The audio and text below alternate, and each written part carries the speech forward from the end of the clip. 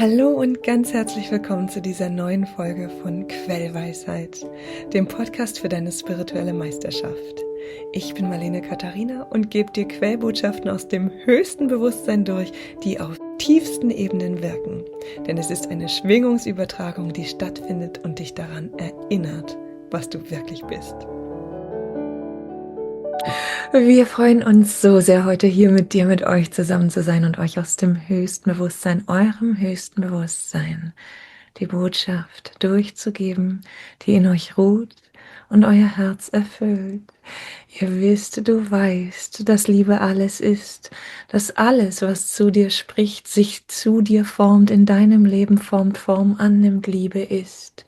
Und so bist du in der einzigartigen Möglichkeit, diese Liebe zu erkennen, diese Liebe zu spüren, diese Liebe wahrzunehmen jenseits aller Form und doch durch diese Form hindurch, jede Form hindurch. Wir laden dich, euch also heute hier ein, noch mehr, noch tiefer Liebe zu erlauben, Liebe zu fühlen, Liebe in allem zu finden, durch alles hindurch zu spüren. Gelingt dir das, gelingt euch das, so wandelt sich euer Leben in Liebe. So wandelt sich jeder Ausdruck in einen Ausdruck der Liebe, der dir und euch Liebe gegenüber verspürt. Ihr nehmt fortan also jede Form, die euch entgegenspringt, nicht mehr als dieses oder jenes wahr, als Wohlwollen oder Widerstand. Ihr nehmt die Form, die euch entgegenkommt, als Liebe wahr. Nehmt wahr, dass ganz gleich in welcher Form diese Form kommt, sie Liebe ist und zu euch spricht, sich euch gegenüber ausdrückt, auf welche Weise auch immer. Könnt ihr dies wahrnehmen, so ist euch jeder Ausdruck gleich lieb. So könnt ihr mit jedem Ausdruck etwas anfangen, denn ihr nehmt die Liebe in diesem Transportmittel der Form wahr. Ihr sucht nicht mehr in der Form die Liebe zu erkennen. Ihr erlaubt euch, sie zu fühlen, sie übermittelt zu wissen, auch ohne, dass die Botschaft, die übermittelt wird, das, was aus dem Transportmittel aussteigt, erkennbar Liebe ist. Ihr wisst, und dadurch erkennt ihr sucht nicht nach dem Erkennen durch die Form, nach dem Erkennen in der Form. Ihr sucht nicht, ihr wisst, das unterscheidet euch in eurem menschlichen Identifiziertsein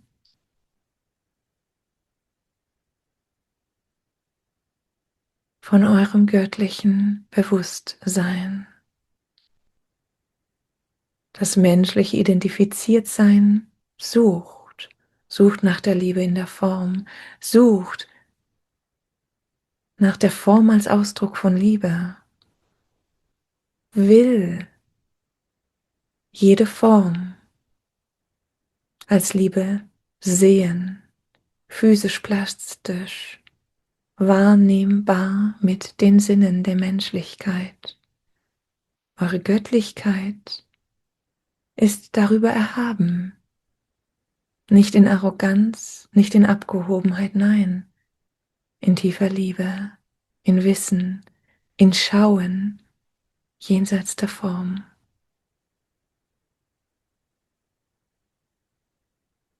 Ihr wisst, dass alles für euch geschieht. Alles geschieht für euch. Nein, nicht auf eine Weise, dass euch alles zufällt, dass das, was ihr euch aus der Menschlichkeit heraus wünscht, euch für das Individuum wünschen würdet, ganz gleich, ob es einem anderen auch gut täte oder nur einer diese Wunscherfüllung erfahren kann, und das solltet ihr dann sein. Ihr seid in der tatsächlichen Erkenntnis, dass alles für euch geschieht, in dem Wissen, dass Harmonie besteht, dass also alles das, was geschieht, als Teil dieser Harmonie wahrgenommen werden kann. Nehmt ihr alles das, was geschieht, als Teil dieser Harmonie wahr, so wisst ihr, dass die Rollen, die ihr spielt, unterschiedlicher Natur sind, sein werden und dazu bestimmt sind, unterschiedlicher Natur zu sein. Ihr braucht diese nicht zu präferieren, nicht zu verteidigen, nicht anderen gegenüber in ein gutes Licht zu rücken oder in ein gutes Licht gerückt zu wissen. Wir wissen, dass dies eine große, wenn nicht gar die größte Herausforderung des Menschseins bedeutet. Insbesondere, da die Lieben, mit denen ihr umgeht, eure Rollen in ein gutes Licht zu rücken suchen, finden wollen, dass die Rollen, die ihr spielt, durchweg positiv sind. Und so entsteht ein Aufwerten und ein Abwerten. Denn die eine Rolle, die gespielt wird, braucht die Gegenrolle, die ihr gegenübersteht. Der Mensch sucht nach einer Harmonie, in der alle Rollen füreinander spielen, füreinander einstehen und es keine Gegenspieler gibt, keine Unterschiedlichkeiten, keine Diversitäten. Die göttliche Erkenntnis weiß, dass sie in allem Liebe findet, und so scheut sie nicht die Diversität, sie scheut nicht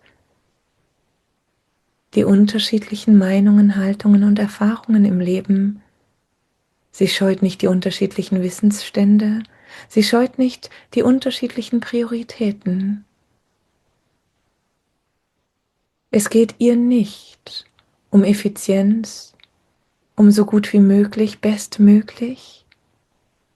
Es geht ihr nicht einmal darum, dass das Konzept, dass dieser eine Tag der schönste im Leben sein soll, erfüllt wird.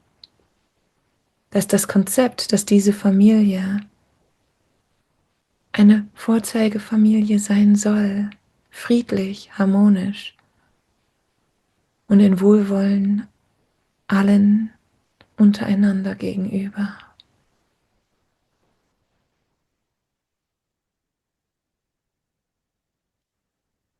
Die Göttlichkeit in dir weiß, dass Harmonie Liebe ist und dass diese Liebe in allem sichtbar wird für jenen, der göttlich schauen kann.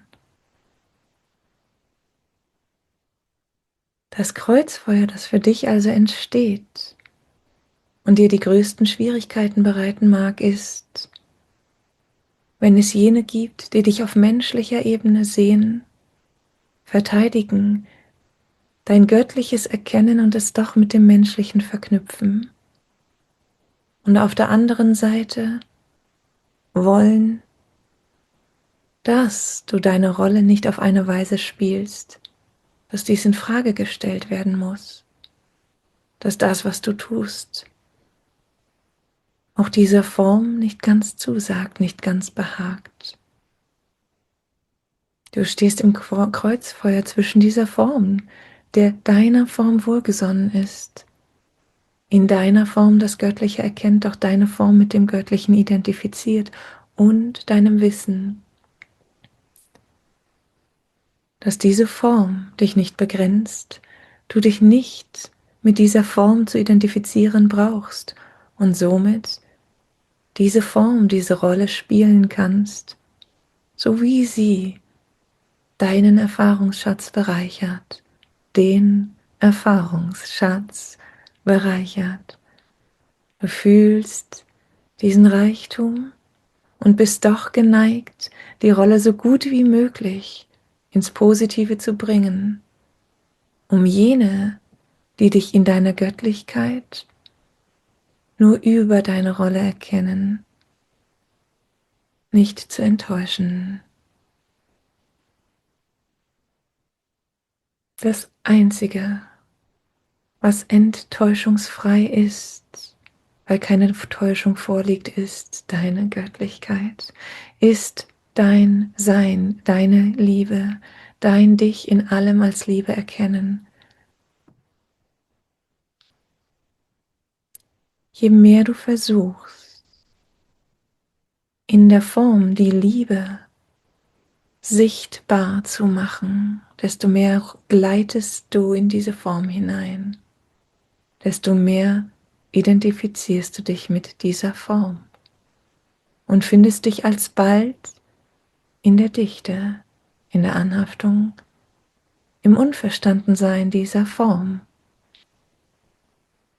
im Unverstandensein dessen, was du bist, der Liebe, im Verwechseltsein mit einer Form, die doch diese Liebe dabei ist, stets und ständig auszudrücken, sichtbar zu machen.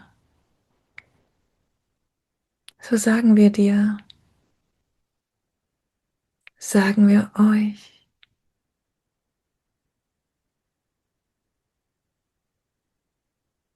sucht nicht im Frieden in der Form, sucht nicht in der Befriedung der Rolle,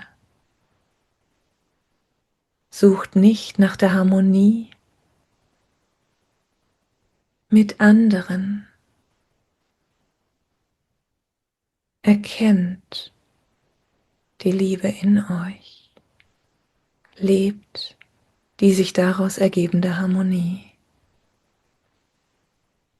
Die Bedeutsamkeit der bedeutenden großen Dinge im Leben relativieren sich in dem Moment, in dem dir bewusst ist, dass dieser einzige eine Moment des Jetzt alles ist und stets alles sein wird. In diesem Ereignis ebenso wie in nicht diesem Ereignis. In einer besonderen Lebenssituation ebenso wie in einer alltäglichen.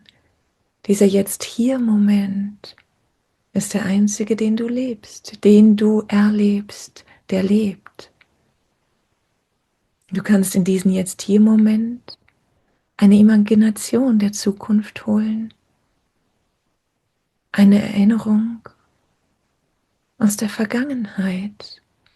Doch all das, was du fühlst und erlebst, all das, was du lebst, befindet sich im Jetzt, im Hier. So laden wir dich ein, ins Jetzt und Hier achtsam hineinzubringen, was du erleben willst, was du wählst, was deine Frequenz nährt, deiner Frequenz entspricht, dir, o Liebe, entspricht. Hältst du dich an nur dieses eine? Ist dies deine einzige Lebensweisheit? So ist dein Leben eins des Friedens. Du kannst alles verstehen, jeden verstehen, dich selbst in jedem sehen. Brauchst nichts in ein besseres, in ein schlechteres Licht zu rücken. Erkennst in allem das Spiel der Begrenzung, des Getrenntseins, der Menschheit. Du erkennst das Spiel, identifizierst dich jedoch mit dem Sein in diesem Moment.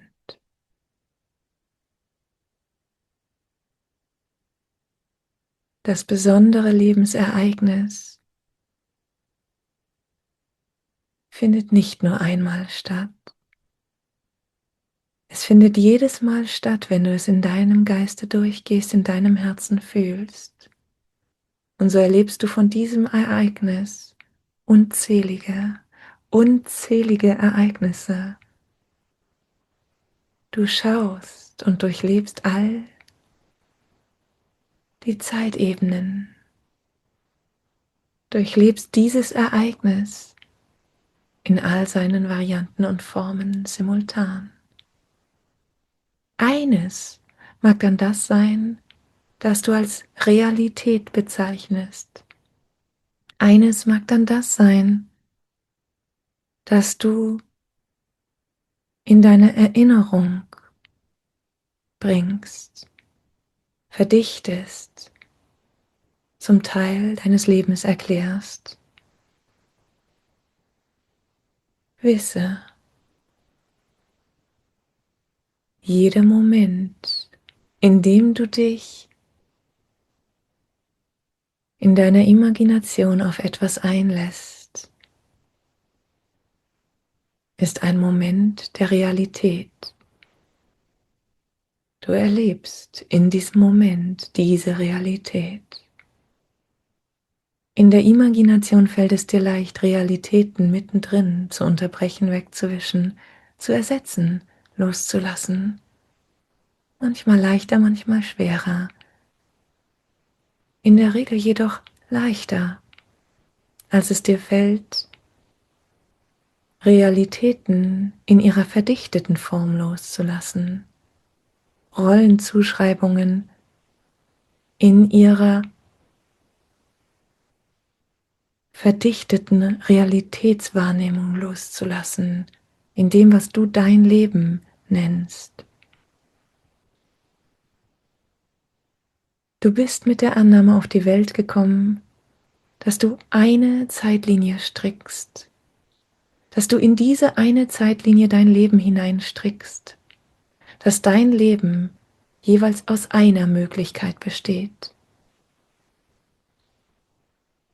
An diesem hältst du primär fest und daher erlebst du dein Leben als eine Folge von Möglichkeitswahlen, bei der die gewählte Möglichkeit in Stein gemeißelt ist, sich rückwirkend nicht ändern lässt, in dem Moment nur beugen, jedoch nicht abreißen und neu setzen lässt. Wir sagen dir, auch dies ist eine Realitätswahl. Wir sagen nicht, dass wir dich dazu anhalten, wild damit herumzuspielen. Wir sagen, dass je mehr dir dies bewusst wird, du dich umso mehr lösen kannst von der Idee, dass dies in Stein gemeißelt ist, von der Idee, dass dies das Erlebte ist, von der Idee, dass dies das Reale ist. In jedem Moment neu erschaffst du deinen in Stein gemeißelten Weg. Er erscheint dir dann wie in Stein gemeißelt. Aus höchster Perspektive jedoch ist jeder neue Moment ein neues Verdichten, ein neues Erschaffen deiner Realität, deiner Vergangenheit, wie deiner dich erwartenden, unausweichlichen Zukunft. Du erschaffst in jedem Moment neu, wie dein Leben ausblickt, was dich in dein Leben bindet. Es gibt dir Sicherheit und somit sagen wir, quäle dich nicht mit der Erwartungshaltung, dass du anders schaffen solltest, ganz anders, als du jetzt erschaffst. Fühle stattdessen in die Liebe hinein, das Mitgefühl, das du selbst für dich hast, die sich manches Mal in diesem von ihr selbst geschaffenen Leben, in diesem von ihm selbst geschaffenen Leben gebunden fühlt, festgehalten fühlt.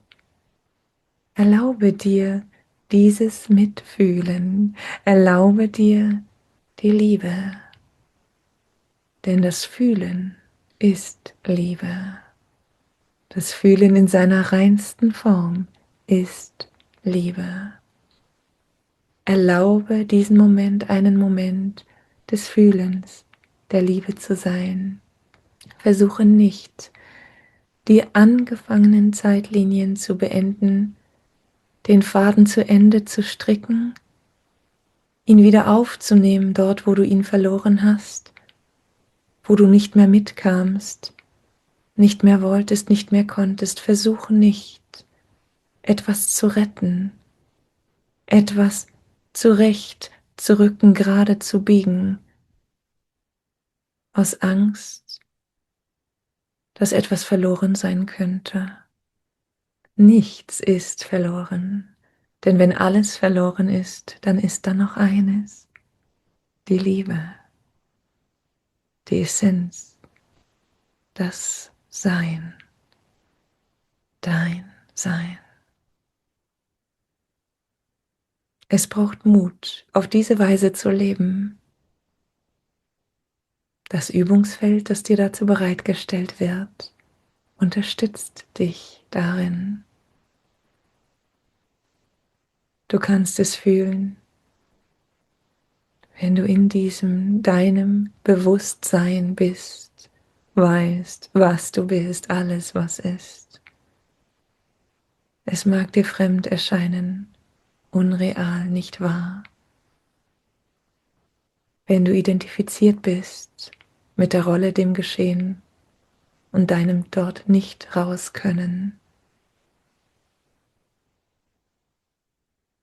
Du bist die Macht der Liebe. Durch dich hindurch fließt Liebe, ganz gleich, welchen Ausdruck du ihr gibst, alles, was dich ausmacht, dich als Existenz sein lässt, dir immer wieder neue Existenz zuspricht, sich durch dich ausdrückt. Alles, alles ist Liebe. Alles, alles bist du.